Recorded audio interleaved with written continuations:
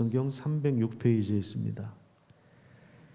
내가 또 말하노니 유업을 이을 자가 모든 것의 주인이나 어렸을 동안에는 종과 다름이 없어서 그 아버지가 정한 때까지 후견인과 청지기 아래에 있나니 이와 같이 우리도 어렸을 때에 이 세상의 초등학문 아래에 있어서 종노릇하였더니 때가 참에 하나님이 그 아들을 보내사 여자에게서 나게 하시고 율법 아래에 나게 하신 것은 율법 아래에 있는 자들을 속량하시고 우리로 아들의 명분을 얻게 하려 하심이라. 너희가 아들이므로 하나님이 그 아들의 영을 우리 마음 가운데 보내사 아빠 아버지라 부르게 하셨느니라. 그러므로 내가 이후로는 종이 아니요 아들이니 아들이면 하나님으로 말미암아 유업을 받을 자니라. 그러나 너희가 그때에는 하나님을 알지 못하여 본질상 하나님이 아는 자들에게 종노릇하였더니 이제는 너희가 하나님을 알 뿐 아니라 더욱이 하나님이 아신 바 되었거늘 어찌하여 다시 약하고 천박한 초등학문으로 돌아가서 다시 그들에게 종노릇하려 하느냐. 너희가 날과 달과 절기와 해를 삼가지키니 내가 너희를 위하여 수고한 것이 헛될까 두려워하노라. 아멘. 오늘도 복음의 능력으로 참된 자유를 누리시기를 축복합니다. 우리가 그리스도를 믿는다는 것은 예수 그리스도 안에 속하는 것을 말합니다. 하나님과 맺은 새 언약의 그 바닷속으로 우리가 들어가는 것입니다. 메시아 구원자와 연합하여 한 몸을 이루는 그러한 신비한 일들이 일어납니다. 이것이 얼마나 엄청난 사실인가 하면 어제 우리가 살펴봤던 3장 29절에 보시면 너희가 그리스도의 것이면, 그러니까 그리스도에게 속하여 그리스도의 소유가 된 자들이라면 곧 아브라함의 자손이 되는 것이다. 아브라함의 자손이 된다라고 하는 것은 아브라함에게 약속하신 그 하나님의 그 놀라운 선물, 그것을 공유할 수 있다는 말이고, 또 약속대로 유업을 이을 자니라 이렇게 말씀하고 있습니다. 이게 무슨 말입니까? 하나님의 상속자가 된다는 것입니다. 하나님께서 완성하실 새로운 우주 만물을 그리스도와 함께 다스리는 상속자가 되는 것입니다. 여러분 정말 이것을 실제로 믿으십니까? 이것은 너무 엄청난 이야기입니다. 하나님은 그리스도 안에서 신자들을 그렇게 이제 불러내시는 것입니다. 자, 하지만 오늘 본문에 보면요, 유업을 이을 자, 그러니까 상속자죠. 상속자가 모든 것의 주인이지만 어렸을 동안에는 종과 다름이 없어서 그 아버지가 정한 때까지 후견인과 청지기 아래 있어서 지도를 받아야 합니다. 아직 미숙한 면들이 많이 있기 때문에 그렇습니다. 주인의 자녀가 성장하기 전에는 종처럼 선한 청지기 아래에서 통제를 받고 지도를 받아야 하는 것처럼 유대인들 역시 그리스도께서 오시기 전까지는 율법 아래에서 종노릇하며 살았습니다. 율법 자체로는 구원할 능력이 없기 때문에 유대인이든 이방인이든 율법 아래서 종노릇하면서 살았지만 이제 하나님께서 보내주신 예수 그리스도 때문에 율법 아래 있는 자들을 속량해 주십니다. 구원해 주십니다.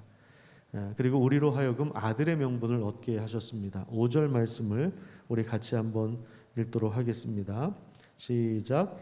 율법 아래에 있는 자들을 속량하시고 우리로 아들의 명분을 얻게 하려 하심이라. 속량이라고 하는 말은 구원해 주셨다 라는 그러한 말입니다. 값을 지불하시고 우리를 구원해 주셨다. 아들의 신분이 되게 하셨다는 그러한 말입니다. 사실 아들과 종은 전혀 다른 그러한 지위를 갖게 됩니다. 하나님은 그 아들의 영, 성령 하나님을 우리 마음 가운데 보내주셔서 하나님을 아버지라 부르게 하셨습니다. 그래서 더 이상 우리는 종으로 살지 않습니다. 아들로 삽니다. 하나님을 아버지라고 부르면서 아버지께서 온 우주 만물을 경영하시는 그 일에 우리가 참여한 것이 되는 것입니다. 스스로의 힘으로 우리가 사는 것이 아니라 성령의 능력으로 살아가면서 성령의 열매를 맺는 것입니다. 이 놀라운 진리가 예수 그리스도 복음 안에 담겨 있는데 갈라디아 교인들 중 일부는 거짓 교사들의 가르침을 받아서 다시 날과 달과 절기와 해를 지키면서 유대인들의 종교의식, 율법을 지켜야 한다는, 예수도 믿어야 되지만 여기에 더해서 율법도 지켜야 한다는 그런 어리석음을 범했습니다. 그러니까 10절에 그런 표현이 나오죠. 날과 달과 절기와 해를 삼가 지킨다. 이것이 이제 율법에서 규정한 그러한 내용들을 지켜야 한다는 것입니다. 그러니까 할례만 얘기하는 것이 아니라 다른 율법도, 그러니까 유대인의 의식도 지켜야 한다고 그들이 주장했던 것입니다. 율법의 행위로 만약에 이제 다시 돌아가는 것은 그리스도 이전의 삶으로 다시 회귀하는 삶이 되고 아들의 지위를 버리게 되는 것이고, 그리고 다시 율법의 저주 아래 거기 종노릇하면서 살아가는 것을 의미합니다. 그래서 결국에는 어떻게 됩니까? 죄에게 끌려다닐 수밖에 없고, 죄에게 종노릇할 수밖에 없고, 우상에게 엎드리고 스스로의 힘으로, 스스로의 노력으로 살아가는 것을 말하는 것입니다. 오늘날 하나님 없이 살아가는 사람들이 사실 이렇게 살아가죠. 하나님 없이 자유롭게 살아가는 것 같잖아요.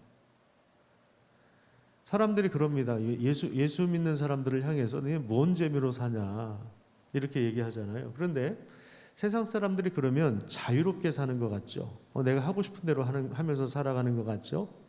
근데 그렇지 않아요. 가만히 한번 들여다보세요. 세상 사람들이 어떻게 사는지. 제가 볼 때는 유행을 따라서 살아갑니다. 사람들이 이거 하면 이거 하고 저거 하면 저거 하고 그래. 유행을 따라갑니다. 그리고 뭘 따라가냐면 돈을 따라갑니다. 그러니까 우리가 이게 보이진 않지만요, 돈에 완전 묶여 있어요. 그들의 사상, 정신, 행동 방식, 삶의 방식, 가치관, 이게 완전히 돈에 묶여 있습니다. 그리고 이 세상에 음란한 것을 쫓아갑니다. 쾌락을 쫓아갑니다. 가만히 보세요. 그게 자유로운 삶이 아니에요. 죄에게 질질 끌려다니는 삶을 살아가는 거예요. 하나님 없이 살아가는 것이. 근데 그런 삶에 대하여 율법은 우리를 정죄하는 거죠. 율법의 역할, 어제 우리가 살펴봤지만 율법의 용도는 죄를 죄로 규정하는 것입니다. 죄 아래 가둬놓는 거예요. 그래서 우리를 어떻게 합니까? 우리 힘으로는 구원받을 수가 없구나. 구원이라고 하는 것이 나의 내부의 힘에서 나오는 것이 아니구나. 외부로부터 주어지는 것이구나. 라는 것을 깨닫게 되고 결국에 그리스도밖에 없다는 결론을 내게 되는 것입니다. 그래서 율법이 우리를 그리스도께로 인도하는 가정교사가 된다고 말씀하고 있는 것입니다. 마지막 11절에 보시면 사도 바울은 내가 그동안의 너희를 위하여 수고한 것이 헛될까 두려워한다고 그렇게 고백하고 있습니다. 우리 그리스도인들은 자유인이죠. 죽음의 종살이 또 죄의 매인 노예의 삶을 벗어버린 우리는 자유인이에요. 자유인입니다. 이제는 성령을 따라서 행할 수가 있어요. 성령의 능력으로 우리 삶이 새로워질 수가 있습니다. 이것을 위하여 바울이 복음을 전했는데 뒤에 5장에 보면 내가 너희를 위하여 또다시 해산하는 수고를 한다 이렇게 말씀하고 있어요. 복음을 전하고 양육하는 일은요, 해산하는 수고를 하는 것 같은 엄청난 노력입니다. 어머니가 아이를 임신하고 그리고 입덧도 하면 얼마나 고생합니까? 그러다가 고생해서 아이를 낳고 그 아이를 또 키울 때까지 얼마나 힘듭니까? 애가 둘, 셋 되면 얼마나 정신이 없습니까? 자기 삶이 없죠. 거의 피폐해지지 않습니까? 몸과 마음이. 그런데 사도 바울이 내가 너희를 위하여 수고한 것이 헛될까 한다. 다시 그리스도 이전의 삶으로 돌아갈까 봐 헛될까 내가 두렵다 이렇게 이야기하는 것입니다. 우리는 그리스도로 말미암아 죄에서 자유를 얻은 자유인입니다. 그래서 이제 하나님의 은혜와 평강이 우리를 지배하고 있습니다. 그런데 여기에다가 내가 뭔가를 더해서, 내가 뭔가를 보태서, 내가 어떤 노력을 해서 구원받을 수 있다고 생각하는 것은 그리스도의 죽음을 헛되게 만드는 거예요. 참 교묘해요. 참 교묘합니다. 여러분 잘 생각해 보세요.